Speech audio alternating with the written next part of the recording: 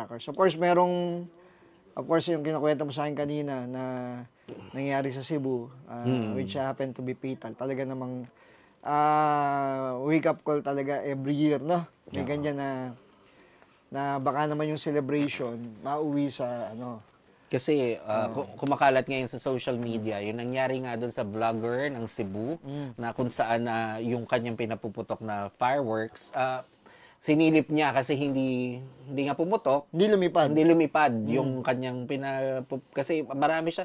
Nakita ko maraming bilog-bilog na nasa box. So yun yung mga mamahaling fireworks na sumasabog sa taas na maganda yun. Sunod-sunod yun. Sunod-sunod yun. Pero meron isang particular na sinindihan siya na hindi sumabog. And then kitang-kita naman sa video na sinilip niya pa, and then saka lumipad, sumabog sa mukha niya yung fireworks. So, wow. Imagine that. Grabe. Yung sumasabog sa taas, sumabog sa mukha niya, and then talagang wasak yung mukha Grabe. niya. Of course, our condolences. Our condolences.